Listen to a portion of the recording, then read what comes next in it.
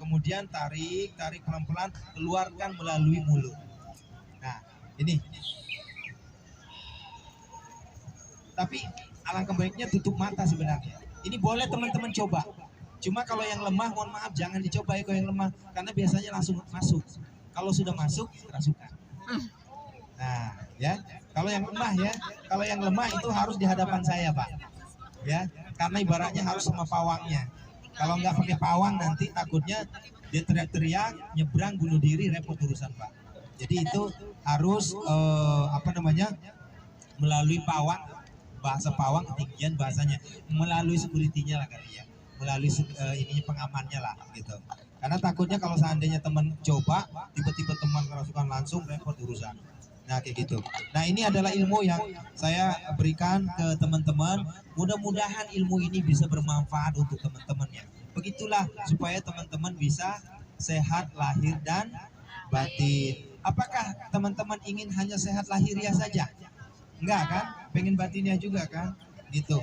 Aku pengen sehatnya batinnya saja Ustadz. Enggak mau saya sehat lahiriah. Sepertinya terbalik gitu.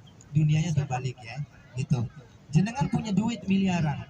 Ya, jenengan punya duit jutaan dolar Hong Kong, tapi badan pikiran itu selalu sakit-sakitan. Milih mana daripada jenengan nggak punya duit? Ya, nggak pilih kedua-duanya kan? Bagus, cerdas. Gitu. Nah sekarang pilih mana? Duit sedikit, duit ala kadarnya, tapi itu penuh keberkahan dibanding jenengan banyak duit, tapi otak jenengan itu ditekan, akhirnya tumbuhlah penyakit yang menaun. Pilih yang mana? Nah itu yang aku cari. Ternyata Pak Firman cerdas ini.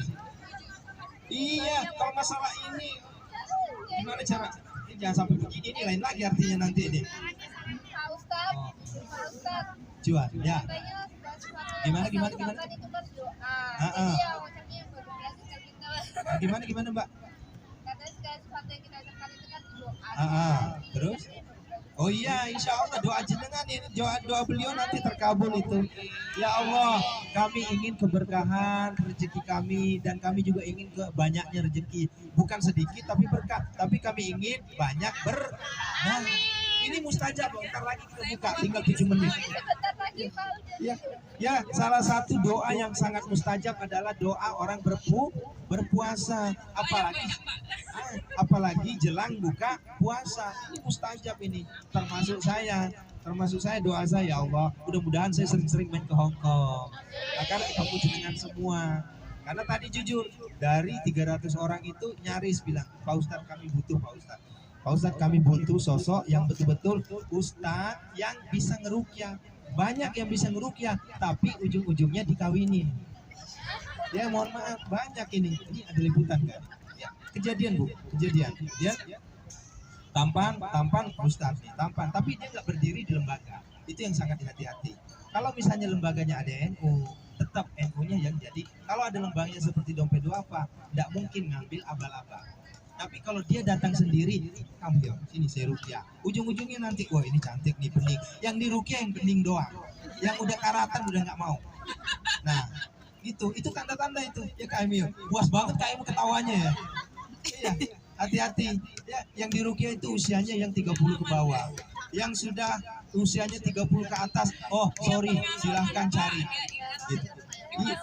Iya.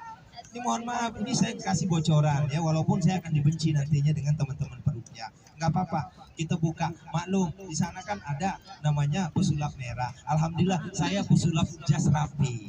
Ya, mana ada dukun begini? Ya, kalau ada dukun begini, kayaknya terlalu keren dukunnya ya. Karena banyak ya dukun milihnya. Karena Pak Firman saya kemana-mana, Pak Wendy itu orang bilang gini, itu kayaknya dukun deh. Kenapa? Karena hari ini dia ngomong begini, ya besoknya terjadi begini. Kemarin dia sakit gini, kok bisa sembuh? Itu bukan karena saya dukun, bukan karena saya hebat, tapi Allah redo. Allah sudah mengizinkan seperti itu. Nah, teman-teman dirahmati Allah Subhanahu Wa Taala, tinggal 4 menit lagi, sabar ya. Nah, satu lagi yang ingin saya sampaikan teman-teman. Kalau teman-teman ketemu dengan orang perukyah yang mengaku perukyah, maka satu tanda, kalau dia sudah buka pintu saja, udah argonya udah jalan langsung, udah barter dengan dolar Hong Kong mending goodbye.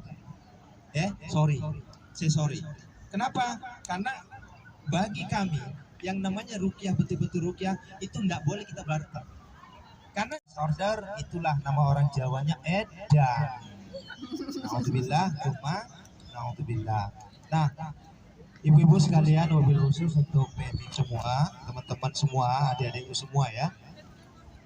Tema kajian kita sore ini, saya ingin sedikit membuka Pak Firman ini terkait kesehatan lahir dan batin.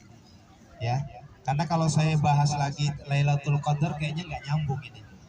Ya, kalau saya bahas dalil nggak nyambung juga, hadis nggak nyambung juga. Apalagi kalau saya bahas terkait yang sifatnya lebih cenderung keagamaan.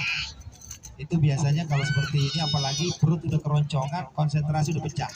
Ya, jadi alangkah baiknya saya ingin membahas terkait bagaimana caranya memanage pikiran, bagaimana caranya memanage pikiran kita agar supaya kita bisa sehat lahir dan batin. Dari 300 orang yang saya rukyah tadi, hampir 80% saya lihat wajah-wajahnya penuh dengan lika-liku kehidupan yang tertekan, Pak. Ya. Kemarin saya ketemu sama Pak Konjen langsung, Pak Riki.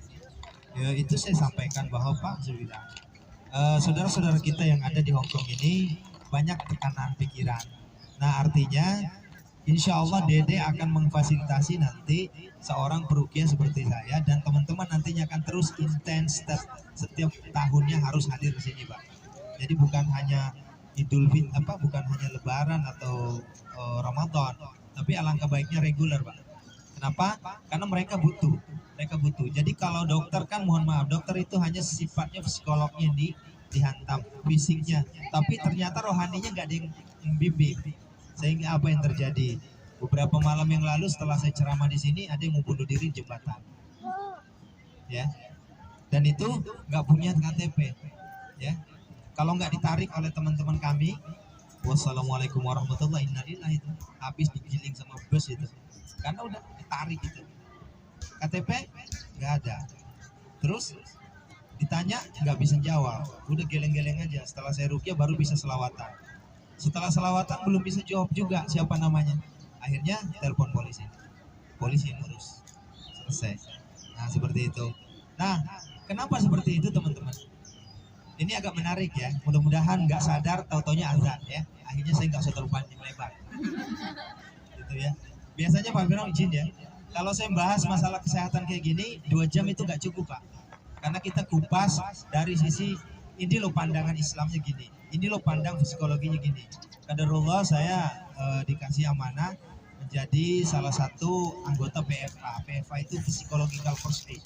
Pertolongan pertama pada psikologi. Jadi ketika ada orang stres, ada orang agak-agak ketawa sendiri gitu ya, atau mungkin hubungan putus komunikasi sama keluarganya, akhirnya beban pikiran kalau yang tadinya di jidat itu Pak cuma ditakdirkan 3 gulungan, 3 garis, tapi ini sudah 18 garis. Artinya stresnya udah tingkat tinggi. Mari kita koreksi masing-masing. Seperti itu. Nah, asbabnya apa? Penyebabnya apa, Pak? Biasanya itu muncul dari tekanan fisikis. Ya, bayangin teman-teman ya. Saya baru 35 hari di sini. Tekanan psikis saya sudah terasa. Kenapa? Ketika saya video call sama istri saya, pengen saya meluk tapi nggak bisa dipeluk. Nah, itu sakit tuh. Ya. Lah gimana jenengan yang sudah 5 tahun, sudah 4 tahun, pengen meluk orang tua, pengen meluk suami, pengen meluk anak tapi nggak bisa. Akhirnya tekanan. Itu baru satu sisi. Tekanan baru dari Indo. Sekarang tekanan dari majikan. Ketemu lagi majikan yang nggak bisa familiar, ya. Yang neken sholat saja nggak boleh, ya, masang jilbab saja nggak boleh. Akhirnya ibaratnya tuh gini, pintu dari depan ditekan, dari belakang ditekan, akhirnya muncul penyakit psikis. Nah, yang muncul kalau kayak gini 2 kemungkinan, apakah dia bablas dari agama atau masih bisa oleng. Oleng itu dalam arti gini, masih begini, Pak, diajak maksiat ayo, diajak baik ayo, insya Allah. Tapi dalam kesempatan kali ini saya lihat semuanya bukan oleh, tapi alhamdulillah lebih cenderung ke ke agama. Buktinya jenengan mau duduk dengerin saya, ya. Kalau seandainya nggak mau duduk ya. Oleng. Nah gitu. Nah bukan berarti yang nggak mau duduk, enggak. Semuanya insya Allah dalam lindungan Allah Subhanahu Wa Taala. Itu yang pertama teman-teman. Kemudian yang kedua, yang ingin saya sampaikan kami, ini apalagi teman-teman ada namanya UT kuliah, ya. Saya juga dosen salah satu universitas di Bogor. Banyak sekali kendala